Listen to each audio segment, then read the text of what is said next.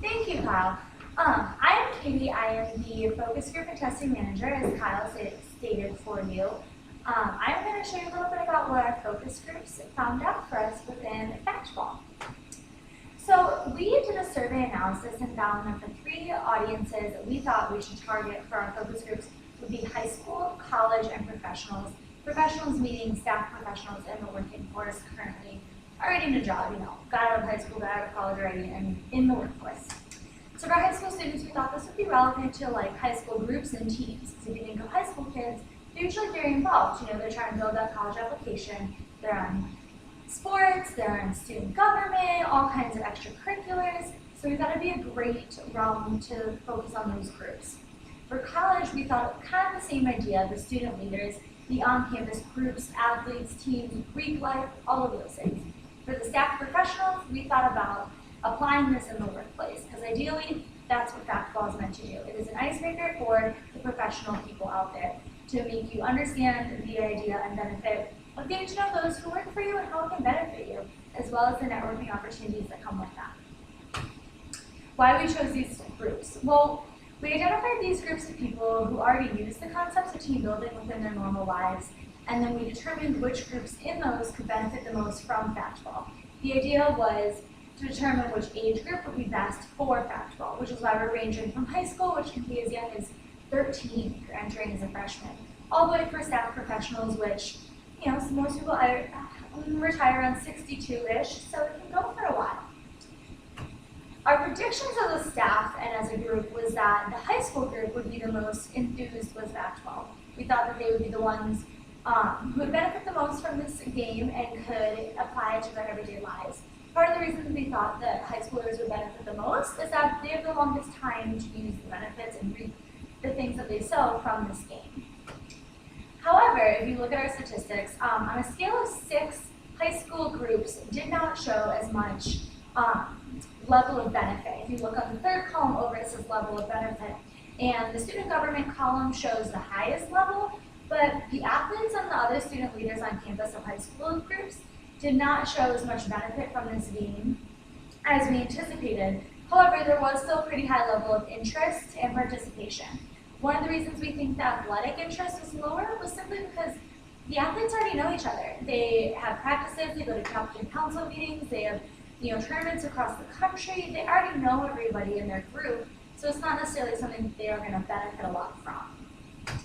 With the college group, however, if you notice, again on a scale of 6, our level of benefit is through the roof for the leaders and ambassadors on the college campus, as well as the Greek life is really high, and again, our athletics is still really high for the college setting. The level of participation, if you look in the second column here, is also really high, and also the level of interest. Once again, the athletes were a little bit lower in level of interest, but again, we attribute to this to the fact that they already know each other. It's not as new or around new people versus Greek life or student government. Those things change every single year. A team, you're likely with those teammates for 4 years if you're on some sort of athletic team on your college campus. With our focus group for the staff professionals, we found that the level of benefit, while high for individuals, was not as high for teams or office settings that already exist. When I say individuals, I'm talking about people who are freelancing or startups, people who are working independently, they are their own boss. And the reason we thought that their level of benefit was really high was because this game does benefit them. They are the reason this is invented. So they can go out there and target other people, they can get to know one another, and they can network and make their individual business succeed. Were we right?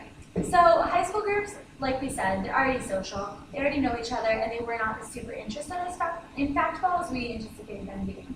Staff professionals, they were not as participatory, and they said it felt kind of repetitive.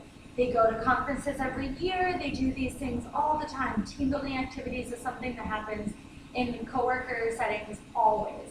So they felt that it was slightly repetitive. However, for college students, this was our key. This is where they were willing to participate, they asked questions, they saw the value in this product, and they wanted to know more. So while we found that our predictions were not entirely correct, we did find out that college is our target audience, which is great to know because, of course, our marketing and advertising teams will run with that information and make it great for our pilot year of this product. So within the college realm, our target audiences are going to be the student leaders, athletics, student ambassadors, and Greek life. All of these people will be our target audiences within the college world because they have a voice. They already have a presence on campus, and they're going to be a great starting point for our pilot year. Our strategy will first be, with our tactic number 1, is that we're going to offer free trial and teaching methods. So we will go into their retreats, their conferences, their meetings, whatever it may be, teach them how to use this game, how to apply it to their group setting, and make it work for them. The tactic number 2 will be to make presentations to other leaders of these targeted groups. Make other people see the value, get our name out there, and make sure everyone wants to participate in Fact12. Tactic number 3, right off of tactic number 3, will be where they're going to hear our name and they're going to see our advertising materials, and it's going to spread. So that's where we're going to merge off of the college campus and go even farther with this game. Our next steps will be, of course, to focus on our target audiences, continue with the focus groups as a measure to perfect Fact12. Just because it's our pilot year does not mean the focus groups and our targeted audiences end here. We want feedback and we want to apply it. We want to make sure this product is as good as it possibly can be for you. So thank you so much for listening today, and we really hope that you consider this as your next purchase.